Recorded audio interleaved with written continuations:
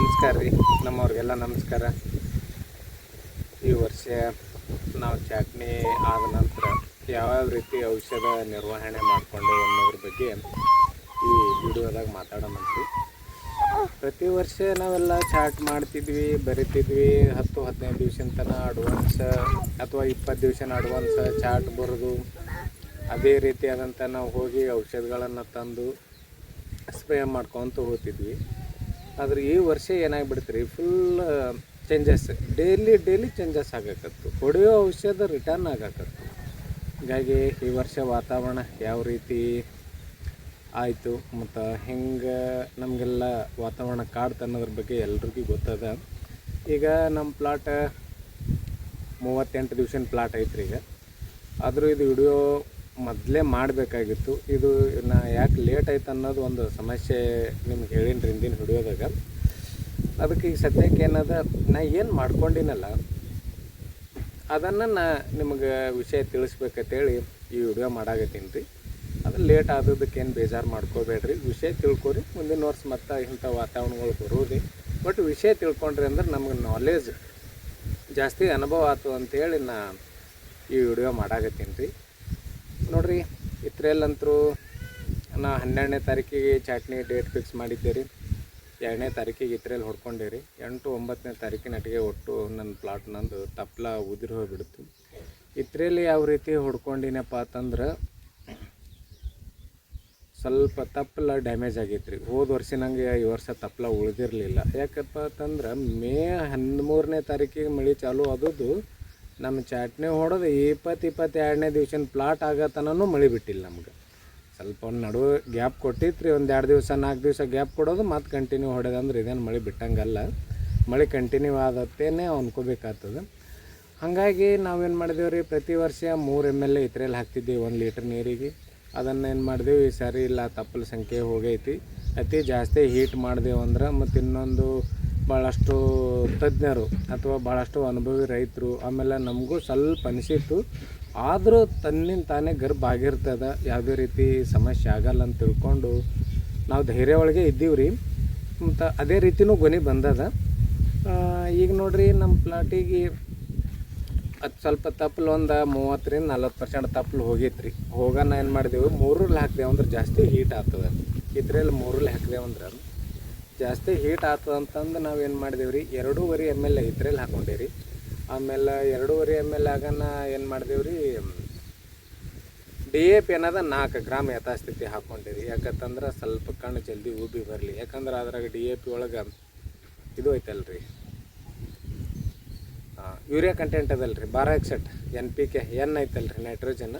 ಹಂಗಾಗಿ ಒಂದು ಸ್ವಲ್ಪ ಜಲ್ದಿ ಒಡೆದು ಬರಲಿ ಅಂತ DAP ಹಾಕ್ಕೊಂಡೇರಿ. ಆಮೇಲೆ ಸ್ಟಿಕ್ಕರ್ ಅಂತೂ ಕಂಪಲ್ಸರಿ ಹಾಕ್ಕೊಂಡೀನಿ. ಇದ್ರಾಗ ಒಂದು ಕೀಟನಾಶಕ ಹಾಕ್ಕೊಂಡೀನಿ ರೀ. ಯಾಕಂತಂದ್ರೆ ಭಾಳಷ್ಟು ನಮ್ಮ ಪ್ಲಾಟ್ನಾಗ ಜಾಡ್ಮೆ ಇರೋದ್ರಿಂದ ಕೀಟನಾಶಕ ಒಂದು ಹಾಕ್ಕೊಂಡು ಮತ್ತೇನು ಹಾಕಲಿಲ್ಲ. ಇವೊಂದು 3 ಹಾಕ್ಕೊಂಡು ನಾ ಸ್ಪ್ರೇ ತೊಗೊಂಡೇರಿ. ತೊಗೊಳ್ಳೋಣ 8ರಿಂದ 9 ದಿವ್ಸಕ್ಕೆ ತಪ್ಪಲ ಹೋಗಿಬಿಡ್ತು. 12ನೇ ತಾರೀಕಿಗೆ ಚಾಟ್ನಿ ಮಾಡೋಣಂದು ಗೊಬ್ಬರದಂತೂ ಈಗ ಆಲ್ರೆಡಿ ವಿಡಿಯೋ ಮಾಡೀನಿ ರೀ. 10-12ನೇ ದಿವಸ ಅದು 12ನೇ ತಾರೀಕಿಗೆ ಅಂದ್ರೆ ಅಕ್ಟೋಬರ್ 12ನೇ ತಾರೀಕಿಗೆ ಚಾಟ್ನಿ ಮಾಡೋಣಂದು ರೆಡಿ ಆದೆ ರೀ. ಅವತ್ತು ಕ್ಯಾನ್ಸಲ್ ಮಾಡಿಬಿಟ್ರು. 13ನೇ ತಾರೀಕಿಗೂ ಬರಲಿಲ್ಲ, 14ಕ್ಕೂ ಬರಲಿಲ್ಲ, 15ಕ್ಕೆ ಚಾಟ್ನಿಗೆ ಬಂದರು. ಸ್ವಲ್ಪ ನಾವೇನು ಮಾಡಿದ್ವಿ, ಸ್ವಲ್ಪ ಕಣ್ಣು ಜಾಸ್ತಿ ಉಬ್ಬದಂಗೆ ಆಗಿತ್ತು. ಎಲ್ಲಿ ಸಮಸ್ಯೆ ಮಾಡ್ತದೇನೋ ಅಂತ ಅಂದ್ಕೊಂಡಿದ್ದೀವಿ ರೀ.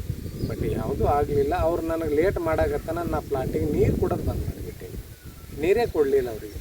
ಅವತ್ತು ನೀರು ಕೊಡ್ಲಾರ ಬಿಟ್ಟಕ್ಕೆ ಏನಾಗ್ಬಿಡ್ತು, ನಮಗೆ ಚಾಟ್ನಿಗೆ ಕಣ್ಣು ಜಾಸ್ತಿ ಉಬ್ಬಲಿಲ್ಲ. ನಾನಂತರೂ ಈ ಸೈನೋಬೂಸ್ಟ್ ಅಥವಾ ಸಲ್ಫರ, ಗೊಬ್ಬರ ಹಿಂಗೆಲ್ಲ ಹಾಕ್ಕೊಂಡಿಲ್ಲ. ಆ ರೀತಿ ನಾ ಏನು ಮಾಡಲ್ಲ ರೀ. ಈಗ ನಾ ಏನದ ಗ್ರೀನ್ ಕೇರ್ದು ಒಂದು 2ರಿಂದ 3 ವರ್ಷ ಆಯ್ತು ಮಾಡಾಕತ್ತೀನಿ. ನಾ ಸಕ್ಸಸ್ಸೇ ಕಂಡಿನ, ಇದ್ರಾಗೇನು ಫೇಲ್ ಆಗಿಲ್ಲ. ಗ್ರೀನ್ ಕೇರ್ದವ್ರದ್ದು ರೆಡಿ ಕಾವ್ ಪೇಸ್ಟ್ ಇದೇನದ 17 ಲೀಟ್ರ್ ನೀರು ತೊಗೊಂಡೇರಿ. 17 ಲೀಟ್ರ್ ನೀರಿನಾಗ 5 kg ಮಿಕ್ಸ್ ಮಾಡ್ಕೊಂಡೇರಿ. ಆಮೇಲೆ ಇದ್ರಾಗ 1 ಲೀಟ್ರ್ ಡಾರ್ಮಿಕ್ಸ್ ಹಾಕ್ಕೊಂಡು ಡೈರೆಕ್ಟ್ ಸ್ಪ್ರೇ ಇದು ಹಚ್ಚಾಕೆ ಕೊಟ್ಬಿಟ್ಟೇರಿ. ಏನು ಪ್ರಾಬ್ಲಮ್ ಆಗಲಿಲ್ಲ. ಅದೊಂದು ಮುಗಿಸ್ಕೊಂಡೇರಿ. ಮುಗಿಸ್ಕೊಂಡು ಮರುದಿವ್ಸ ಏನದ ಗ್ಯಾಪ್ ಕೊಟ್ಟೇರಿ. ಮಳೆ ಮರುದಿವ್ಸ ಏನು ಮಾಡಿದೆ, ಒಂದು ತುತ್ತೆ 200 ಲೀಟ್ರ್ ನೀರಿಗೆ 400 ಗ್ರಾಮ್ ತುತ್ತೆ ಹಾಕ್ಕೊಂಡೇರಿ. 200 ಗ್ರಾಮ್ ಏನದ ಸುಣ್ಣ ಹಾಕ್ಕೊಂಡೇರಿ. ಹಾಕ್ಕೊಂಡು ಏನು ಮಾಡಿದೆ, ಒಂದು ನಾರ್ಮಲ್ ಸ್ಪ್ರೇ ತೊಗೊಂಡಿರಿ.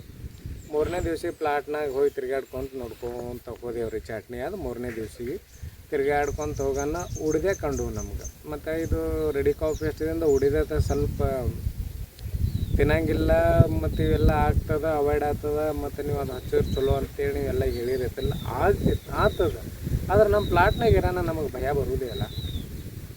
ಅವು ತಿನ್ನಂಗಿಲ್ಲ 7-8 ದಿವ್ಸದಿಂದ ತನ ಮುಂದೆ ಕುಳಿ ಬಂದು ಅವು ಕೂತ ಜಾಗನಾಗ ಹತ್ತತನ ಎಲ್ಲಿ ಅವಕ್ಕೆ ತಪ್ಪಲು ಹತ್ತಂಗಿಲ್ಲ, ಇದು ಕಾಲಿಗೆ ಅಥವಾ ವಾಸನೆ ಬರಲಿಲ್ಲ, ಆ ಕುಳಿ ಬರತನ ಅದು ತಿನ್ನಂಗಿಲ್ಲ. ಬಟ್ ನಮಗೆ ಪ್ಲಾಟ್ನಾಗ ಇರ್ತಾವನ್ನ ಭಯ ಬರೋದೇ ಇಲ್ಲರಿ. ಹಾಗಾಗಿ ಏನು ಮಾಡಿದೆ ರೀ, ಸ್ಟಾಪ್ 100 ಲೀಟ್ರ್ ನೀರಿಗೆ 100 ml ಹಾಕ್ಕೊಂಡಿರಿ. ಮುಲಾತಿನ 100 ಲೀಟ್ರ್ ನೀರಿಗೆ 100 ml. ಇದ್ರಾಗ ಏನದ ಒಂದು 100 ಗ್ರಾಮ್ ಬೆಲ್ಲ ಹಾಕ್ಕೊಂಡು ಸ್ಪ್ರೇ ತೊಗೊಂಡ್ಬಿಟ್ಟಿರಿ. ನೆಕ್ಸ್ಟ್ ದಿವಸ ಗ್ಯಾಪ್ ಕೊಟ್ಕೊಂಡೆ, ಉಡ್ದೆಗಳಂತರೂ ಹೋಗಿಬಿಟ್ಟು ರೀ ಪ್ಲಾಟ್. ನಾನು ನೆಕ್ಸ್ಟ್ ಗ್ಯಾಪ್ ಕೊಟ್ಕೊಂಡೆ. ಆಮೇಲೆ 5ನೇ ದಿವಸ 6ನೇ ದಿವ್ಸಿಗೆ ಏನು ಮಾಡಿದೆ ರೀ, ಮತ್ತು ರಿಟರ್ನ್ ಏನು ಮಾಡಿದೆ, ಎಲ್ಲರೂ ರೈತರು ಆ ಟೈಮ್ದಾಗ ಹೇಳಾಕತ್ರು ಪ್ಲಾಟ್ ಲೇಟ್ ಮಾಡಾಕತ್ತವ್ರಿ, 6 ದಿವಸ ಇರೋ ಪ್ಲಾಟ್ 8 ದಿವ್ಸಿಗೆ ಇರಾಕತ್ತದ, ಹೆಂಗೆ ಮಾಡ್ಬೇಕು ರೀ, ಹೆಂಗೆ ಮಾಡಬೇಕು ಅಂತಂದು ಅವರೆಲ್ಲ ರೈತರದೊಂದು ಸಮಸ್ಯೆ ತಿಳ್ಕೊಂಡು ನಾನೇನು ಮಾಡ್ಕೊಂಡಿರಿ, 6ನೇ ದಿವ್ಸಿಗೆ ಏನದ 100 ಲೀಟ್ರ್ ನೀರಿಗೆ 200 ಗ್ರಾಮ್ ತುತ್ತೆ, 200 ಗ್ರಾಮ್ ಸುಣ್ಣ, ಅದ್ರ ಜೊತೆ ಒಂದು ಕೀಟನಾಶಕ ಸೇರಿಸ್ಕೊಂಡು ಒಂದು ಸ್ಪ್ರೇ ತೊಗೊಂಡು ಬಿಟ್ಟೇರಿ. ಸ್ವಲ್ಪ ಕಣ್ಣು ಉಬ್ಬಾಕೆ ಸ್ಟಾರ್ಟ್ ಮಾಡ್ತು. ಕಣ್ಣು ಉಬ್ಬಾಕೆ ಸ್ಟಾರ್ಟ್ ಮಾಡೋಣ ಏನು ಮಾಡಿದೆ ರೀ, ಇನ್ನೊಂದು ನಂದೊಂದು ಪ್ರಯೋಗ ಐತ್ರಿ. ಇದೇನು ನಾವು ಜರ್ಮಿನೇಟ್ರ್ ಹೊಡಿತೇವಲ್ಲ, ಅದೇ ಸೇಮ್ ಗಿಡಕ್ಕೆ ಹೀಟ್ ಮಾಡ್ತೀವಿ, ಅದರಟ್ಟೆ ಹೀಟ್ ಮಾಡ್ತೀವಿ. ಇದನ್ನು ಒಂದು ನಾವು ಡಾರ್ಮಿಕ್ಸ್ ಸ್ಪ್ರೇನೇ ಅಂದಂಗಿದು. ಇದಕ್ಕೆ ಏನು ಮಾಡಿದೆ ರೀ, 100 ಲೀಟ್ರ್ ನೀರಿಗೆ 200 ml ಫಾಸ್ಫರಿಕ್ ಆ್ಯಸಿಡ್ ತೊಗೊಂಡು, ಆಮೇಲೆ 100 ಗ್ರಾಮ್ ಬಾವಿಸ್ಟ್ ಅಂತ ತೊಗೊಂಡು ಸ್ಪ್ರೇ ಕೊಟ್ಟೆ ರೀ. ಮರುದಿವ್ಸ ಕಣ್ಣು ಉಬ್ಬದಂಗೆ ಕಾಣಿಸಕತ್ತು. ಇನ್ನೇನು ಮಾಡ್ಕೊಂಡೆ, ಇನ್ನೇನು ಮಾಡ್ಬೇಕು ಅನ್ನೋದ್ರೊಳಗಾಗಿ ಅವತ್ತೊಂದು ಸ್ವಲ್ಪ ಉಡ್ದೇ ಕಾಣಿಸಕತ್ತು. ಜಾಸ್ತಿ ಸ್ವಲ್ಪ ಕೀಟಗಳು ಕಾಣಿಸಲ್ಗತ್ತಾನೆ ಏನು ಮಾಡಿದೆ ರೀ, ಮತ್ತೊಂದು ಕೈ ಇದೇನು ಸ್ಟಾಪ ಮುಲಾತೇನ ಐತಲ್ಲ, ಇದೇ ರಿಪೀಟ್ ತೊಗೊಂಡ್ಬಿಟ್ಟೆ ರೀ. ನನ್ನ ಪ್ಲಾಟ್ ಹಸಿರಾಗಿರಲಿಲ್ಲ, ಹಾಗಾಗಿ ಅದು ತೊಗೊಂಡ್ಬಿಟ್ಟೆ ರೀ. ಮರುದಿವ್ಸ ಏನದ ಫಸ್ಟ್ ಕ್ಲಾಸ್ ಉಬ್ಬಿ ಬಂದುಬಿಡ್ತು. ಉಬ್ಬಿ ಬರನ ಏನಾಗಿಬಿಡ್ತು ರೀ, ಮುಂದೆ ಸ್ವಲ್ಪ ಅಲ್ಲೇ ಒಂದು ತಪ್ಪಲು ಒಳಗಿರುವಂಥ ಗೊನೆ ಕಾಣಕತ್ತು. ನನಗೆ ಧೈರ್ಯ ಬಂದುಬಿಡ್ತೆ, ಇಲ್ಲ ಏನು ಸಮಸ್ಯೆ ಆಗಂಗಿಲ್ಲ. ಫಸ್ಟ್ ಕುಳಿಗೆ ಗೊನೆ ಬಂದದಂದ್ರೆ ನನಗೆ ಯಾವುದೇ ರೀತಿಯಾದಂಥ ಸಮಸ್ಯೆ ಆಗಂಗಿಲ್ಲ. ಬಟ್ ಸಮಸ್ಯೆ ಆಗಲ್ಲ ಅಂತ ತಿಳ್ಕೊಂಡು ನಾನು ಏನು ಮಾಡಿದೆ ರೀ, ಮುಂದೆ 9ನೇ ದಿವ್ಸಿಗೆ ಏನು ಮಾಡ್ಕೊಂಡೆ, 6V ಲಿವೋಸಿನ್ನ PDH 9ನೇ ದಿನಕ್ಕೆ ತೊಗೊಂಡೆ. ಮರುದಿವ್ಸ ಕಣ್ಣು ಮತ್ತೆ ಸೈಜ್ ಬಂದುಬಿಡ್ತು, ಉಬ್ಬುವಂಥ ಕಣ್ಣು ಸೈಜ್ ಬಂದುಬಿಡ್ತು. ಇದು ಇದು PDH ಲಿವೋಸಿನ್ನ 6V ಹೊಡೋದ್ರಿಂದ ಕಣ್ಣು ಸೈಜ್ ಬಂತು.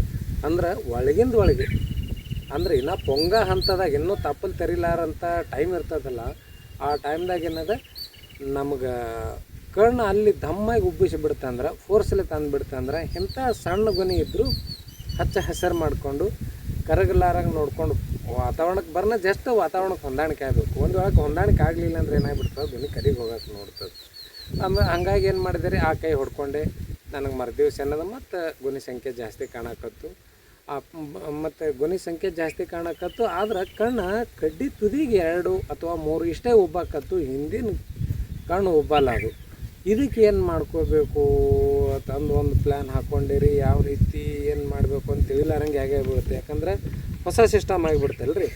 ಇವತ್ತೇನು ಮಾಡೋದು ಬೇಡ ನೋಡಮ್ಮ ತಂದು ಅವತ್ತೇನು ಮಾಡ್ಕೊಂಡಿರಿ, 100 ಲೀಟ್ರ್ ನೀರಿಗೆ 200 ಗ್ರಾಮ್ ತೊಗೊಂಡಿರಿ. ಟೈಕೋಡರ್ಮರ ಸೋಡೋಮೋನಸ್ ಅವೇನದ 300 ml ತೊಗೊಂಡಿರಿ. ನಾನು ಒಂದು ಸ್ವಲ್ಪ ಭಯಪಟ್ಟೆ ರೀ, ಪ್ರಮಾಣ ಇದರಲ್ಲಿ ಹಾಕಬೇಕದು. ಆದ್ರೆ ನಾ ಭಯಪಟ್ಟು ಏನು ಮಾಡಿದೆ, 300 ml, ಅದು 300 ml ಟ್ರೈಕೋ 300 ml, ಸೋಡೋ 300 ml, ಏನದ 200 ಗ್ರಾಮ್ ಹಾಕಿ ತೊಗೊಂಡಿರಿ. ಅದು ಹೆಂಗಂಗೆ ಟೈಮ್ ದಿನ ಕಳೆಯಕ್ಕೆ ಬತ್ತಲ್ಲ ರೀ, 11ನೇ ದಿವ್ಸ ದಿನ ಕಳೆಯಕ್ಕೆ ಬತ್ತಲ್ಲ, ಹಂಗಂಗೆ ಏನೋ ಜಾಸ್ತಿ ಉಬ್ಬಿ ಗೊನೆ ಸಂಖ್ಯೆ ಜಾಸ್ತಿ ಕಾಣಕತ್ತು. ಇನ್ನು ಮುಂದೆ ಯಾವ ರೀತಿ ಪ್ಲ್ಯಾನ್ ಹಾಕೋಬೇಕು ಅಂಥೇಳಿ ಏನು ಮಾಡಿದೆ ರೀ, ಮರುದಿವ್ಸ ಔಷಧ ತಂದದ್ದನ್ನು ಪೂರಾ ಇದು ಮಾಡಿದೆ ರೀ. ಇಲ್ಲ ಈಗ ನಾನು ಸ್ವಲ್ಪ ಇದು ಒಂದು ಲೆವೆಲ್ದಾಗ ಪ್ಲಾಟ್ ಹೊಡಿಬೇಕಂದ್ರೆ ನಾವೇನು ಮಾಡಬೇಕು ಅಂತಂದು 12ನೇ ದಿನಕ್ಕೆ ಏನು ಮಾಡಿಬಿಟ್ಟೆ ರೀ, ಟಿಲ್ಟ್ 7 ml ಹಾಕ್ಕೊಂಡಿರಿ. ಆಮೇಲೆ 150 ಗ್ರಾಮ್ ಹಾಕ್ಕೊಂಡಿರಿ. ಕುಮಾನಿಯಲ್ಲಿ ಏನದ 100 ಗ್ರಾಮ್ ಹಾಕ್ಕೊಂಡೆ. ಹಾಕ್ಕೊಂಡು ಒಂದು ಸ್ಪ್ರೇ ತೊಗೊಂಡ್ಬಿಟ್ಟೆ ರೀ, ಪ್ಲಾಟ್ ಒಂದು ಸ್ವಲ್ಪ ಹಸಿರು ವರ್ಣಕ್ಕೆ ತಿರ್ಕೊಂತು. ಆಮೇಲೆ ಒಂದು ಸ್ವಲ್ಪ ಸ್ಟಾಪ್ ಆದಂಗೆ ಆಯ್ತು, ಪ್ಲಾಟೇ ಸ್ಟಾಪ್ ಆದಂಗೆ ಐತ್ರಿ. ಅಂದರೆ ಇವು ಏನು ಫಸ್ಟಿಗೆ ಫೋರ್ಸ್ಲೆ ಕುಳಿ ಬಂದೀವಲ್ಲ, ಸ್ವಲ್ಪ ನಿತ್ತಂಗೆ ಅನಿಸ್ಬಿಡ್ತು. ಮರ್ದಿವ್ಸ ನೋಡ್ತೀನಿ ರೀ ಎಲ್ಲ ಕಣ್ಣು ಒಂದು ಲೆವೆಲ್ ಆಗಿಬಿಡ್ತು. ಒಂದು ಲೆವೆಲ್ ಆಗ ನಾನು ಏನು ಮಾಡಿದೆ ರೀ, ಬೆಸ್ಟ್ ಆಯ್ತಲ್ಲ ತಂದು. ಅಂದ್ರೆ ಪ್ರತಿ ವರ್ಷ 12ನೇ ದಿವಸ ಅಥವಾ 13ನೇ ದಿವ್ಸಕ್ಕೆ 1 ಗ್ರಾಮಲ್ಲಿ ಜಿಯ ಮಾಡ್ತಿದ್ದೆ ರೀ. ನಾನು 200 ಲೀಟ್ರ್ ನೀರಿಗೆ 1 ಗ್ರಾಮ್ ಹಾಕಿ. ಆದರೆ ಈ ಸರಿ ಮಾಡೋಕ್ಕೆ ನನಗೆ ಅವಕಾಶ ಸಿಗಲಿಲ್ಲ. ಮತ್ತು ಇನ್ನು ಮುಂದೆ ಗೊನೆ ಸ್ವಲ್ಪ ಸೈಜ್ ಸಣ್ಣ ಬಂದು ಅಥವಾ ಎಲ್ಲ ರೈತರು ಹೇಳಿದ್ರು. ಬಟ್ ನನ್ನಲ್ಲಿ ಸಣ್ಣ ಬಂದಿರಬೇಕಂತ ತಿಳ್ಕೊಂಡು ಏನು ಮಾಡಿದೆ ರೀ, ನೋಡಿದೆ ನನ್ನಲ್ಲಿ ಸ್ವಲ್ಪ ಸೈಜ್ ಸಣ್ಣ ಬಂತು. ಮತ್ತು ಇದನ್ನು ಕರಗಲಾರಂಗೆ ಉಳಿಸ್ಕೋಬೇಕಲ್ಲ. ಮೊದಲೇ ಇವ ಮನುಕ್ ರೇಟ್ ಅಂತರೂ ನಿಮಗೆ ಗೊತ್ತದ, ಹೋದ ವರ್ಷ ಹಿಡಿದು ಯಾವ ರೀತಿ ಮಾರ್ಲಾಗತ್ತದಂದು. ಅದಕ್ಕೆ ಎಂಥ ಸಣ್ಣ ಗೊನೆ ಇದ್ದರೂ 4 ಕಾಳಾಗಲಿ ಉಳಿಸೋಣ ಅನ್ನೋ ಒಂದು ಪ್ಲ್ಯಾನ್ ಹಾಕ್ಕೊಂಡು ಏನು ಮಾಡಿದೆ ರೀ, ಇದಕ್ಕೊಂದು ಮುಂದೆ 4 ದಿವ್ಸದ ಒಂದು ಶೆಡ್ಯೂಲ್ ಬರ್ಕೊಂಡೆ ನಾನು. ಒಂದಕ್ಕೊಂದು ಅಟ್ಯಾಚ್ಮೆಂಟ್ ಅದಾವು. ಆ ರೀತಿ 4 ದಿನದ ಒಂದು ಶೆಡ್ಯೂಲ್ ಬರ್ಕೊಂಡು ಏನು ಮಾಡಿದೆ ರೀ, ಮುಂದೆ ಸ್ಪ್ರೇ ಮಾಡೋಕ್ಕೆ ರೆಡಿ ಮಾಡ್ಕೊಂಡೆ ರೀ. ಅದು ಯಾವ ರೀತಿ ರೆಡಿ ಮಾಡಿಕೊಂಡೆ ಮತ್ತು ಯಾವ ಔಷಧಗಳನ್ನು ನಾನು ರೆಡಿ ಮಾಡಿಕೊಂಡೆ, ಎಷ್ಟಿಟ್ಟು ಪ್ರಮಾಣ ಅನ್ನೋದೇನದು ನೆಕ್ಸ್ಟ್ ವಿಡಿಯೋದಾಗ ಮಾತಾಡೋಮಂತ್ರಿ. ಈ ವಿಡಿಯೋ ಇಲ್ಲಿಗೆ ಮುಗಿಸ್ತೀನಿ. ನಮಸ್ಕಾರ.